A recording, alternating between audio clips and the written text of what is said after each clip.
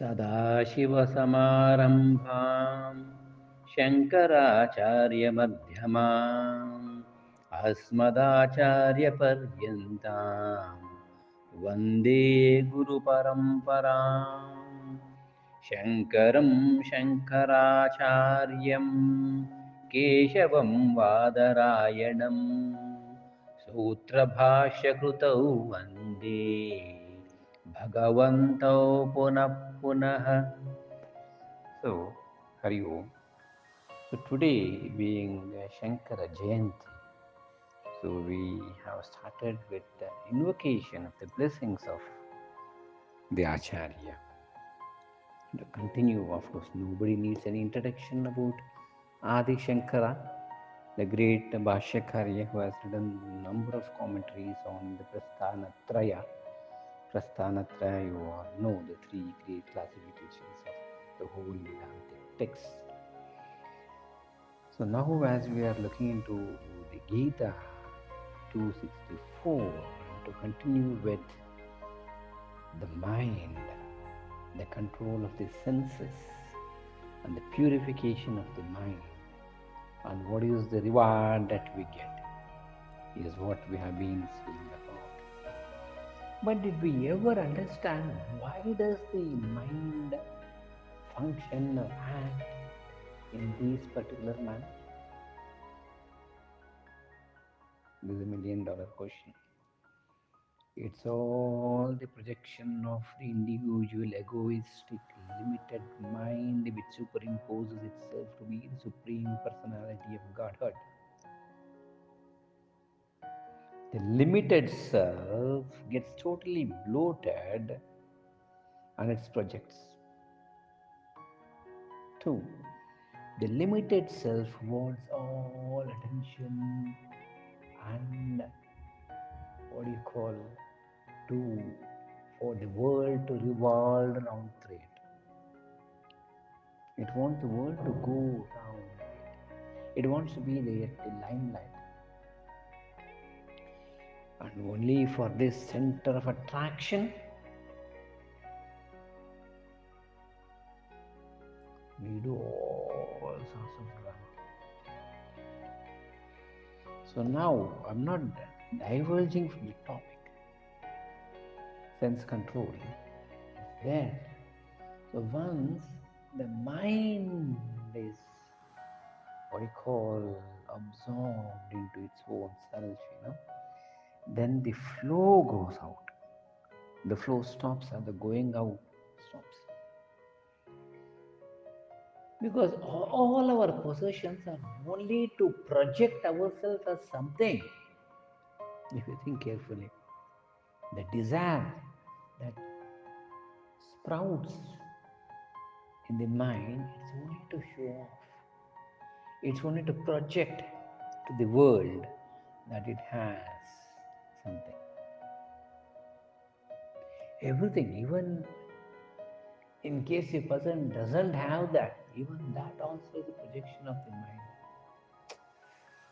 Oh, I don't have a house like that, I don't have a car like them, I don't have. You keep on saying this only to gain attention, to gain sympathy, to gain pity. All of us are in this drama. People who boast about themselves also wants this to be the center of attraction. And people who are not boasting also say, think carefully.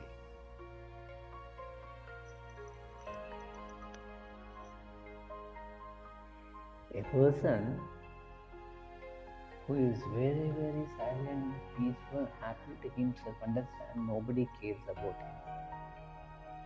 Even a child, when it is its own self, the mother doesn't care. Only when the child weeps and cries, the attention is drawn. Think.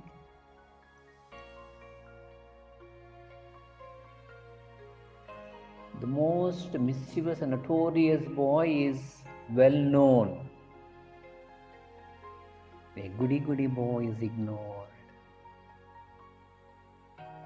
Think.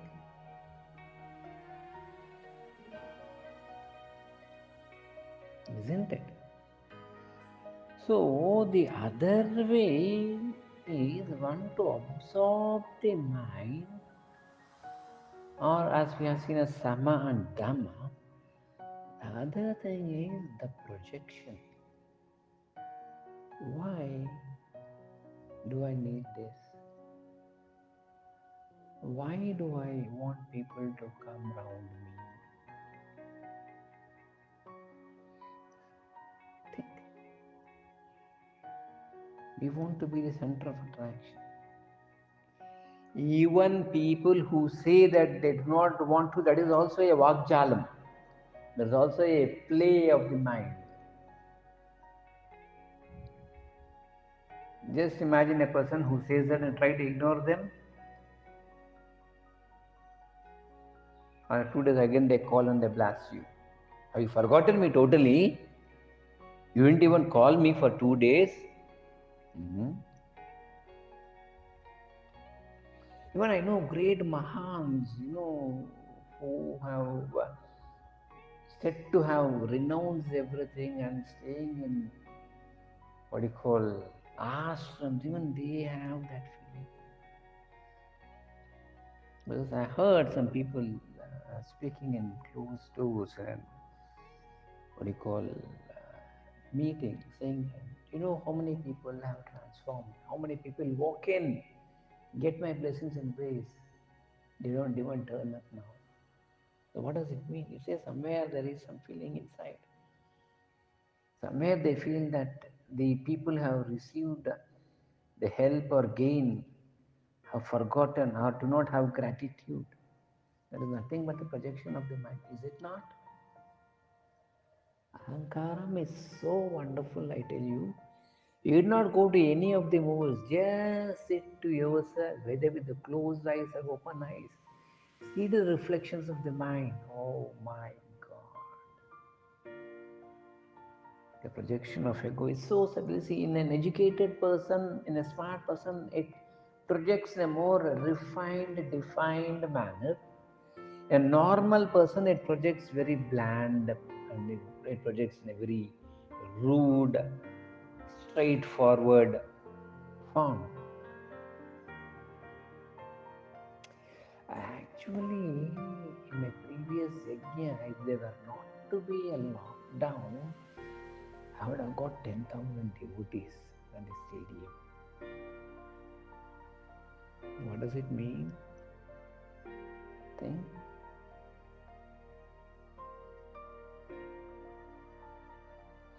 Not only here, in every field, you take in teaching field, you take in corporate, anywhere.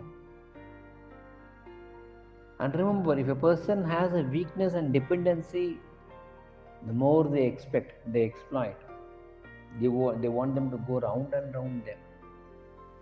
Especially the HRs and admins. Nobody is prepared to understand and give. They want them to go around them 100 times for any level. For a small transfer from place A to place B, a person has to move 100 times and give all the reasons, repeated reasons.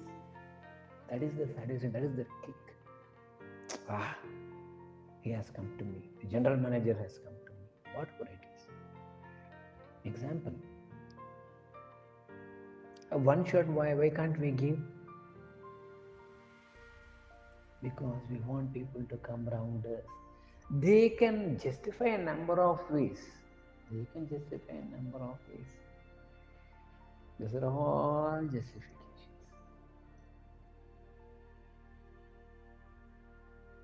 One instance, the motto of an employee should be that I will put my heart in my work. And the employer should have the feeling that I should not make him come to me for the second time for the same job. If this attitude comes in, you know what happens? People will not go to the managers, will not go to the superiors, will not go to the principal, will not go to the coordinator. Then they become insecure.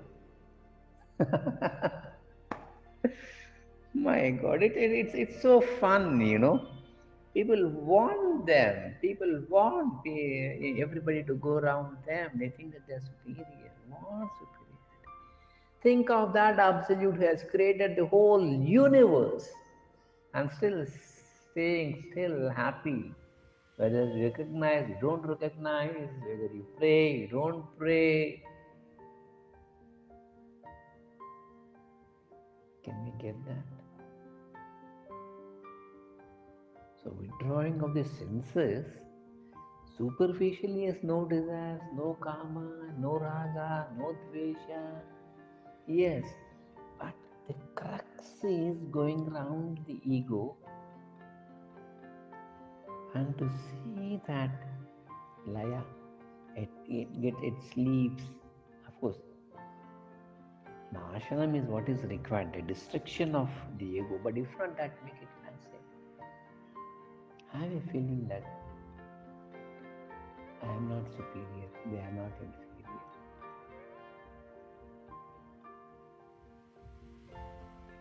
So, with this attitude, paying our respects and homages to Adi Shankara, we'll conclude today's overseer. Thanks for being with Krishnam Vande Jagat Guru.